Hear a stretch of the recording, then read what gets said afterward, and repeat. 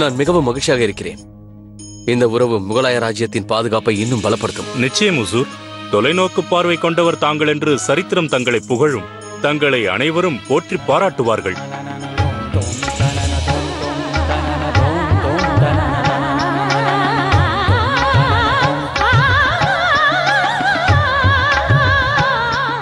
நீங்கள் சற்று காத்திருங்கள் அட்கா அவர்களே. நான் இதோ வந்து விடுகிறேன்.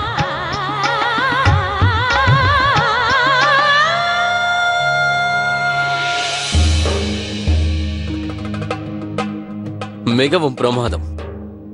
சாதகம் செய்வது இவ்வளவு இனிமையாக இருக்கும் என்பது எனக்கு தெரியாது.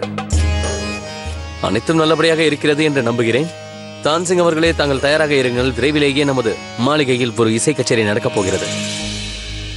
அதாவது இந்த மாளிகை மீண்டும் இசை வெள்ளத்தில் மூழ்கப் போகிறது. இங்கே பாருங்கள், தாங்கள் இங்கு பாதுகாப்பாக இருக்கிறீர்கள் என்று நான் உணர்கிறேன். அது உண்மைதானே? எல்லாம் தங்கள் கருணை ஹுசூர். இதெல்லாம் அந்த அல்லாவின் கருணை தான். ஏனென்றால் அவர்தான் உங்களுக்கு இவ்வளவு இனிமையான குரலை தந்திருக்கிறார். அது மட்டுமல்லாமல் தங்களுக்கு தான்சிங் அவர்களின் சிஷ்யையாகும் வாய்ப்பும் கிடைத்திருக்கிறது. ஹுசூர்,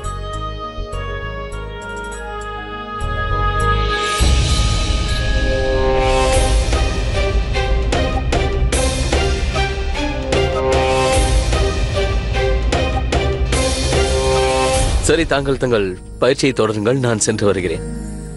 ஆதாப். மிக்க நன்றி ஷகன்ஷா. ஆதாப். நீ ஒரு வேலை செய். இந்த கணக்குகளை ஒரு முறை தோடர்மல் அவர்களிடமும் காட்டிவிடு.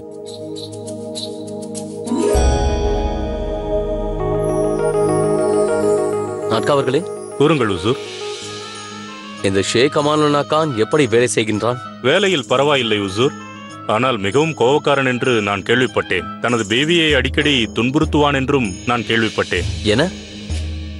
தனது பீவியை துன்புறுத்த எந்த கணவனுக்கும் அதிகாரம் இல்லை. இது கணவனுக்கும் மனைவிக்கும் இருக்கும் குடும்ப பிரச்சனை. அவர் மனைவி நேரடியாக வந்து உதவி கேட்காதவரை நாம் எதுவும் செய்ய இயலாது. இவ்விவகாரத்தில் நாம் தலையிடாமல் இருப்பதுதான் நல்லது. எப்படி வேண்டுமானாலும் இருக்கட்டும். உதவி என்று ஒரு பேதை பெண் கேட்கும் வரையில் நாம் கைகளை கட்டிக்கொண்டு வேடிக்கை பார்ப்பதா? இனி இவனை கண்காணியுங்கள். ஒருவேளை இவன் அவனது பேபியின் மீது கையை ஓங்கினால் எனக்கு உடனே தெரியப்படுத்துங்கள். கட்டளை நிறைவேற்றப்படும் ஹுசூர். தாங்கள் என்னோடு வாருங்கள்.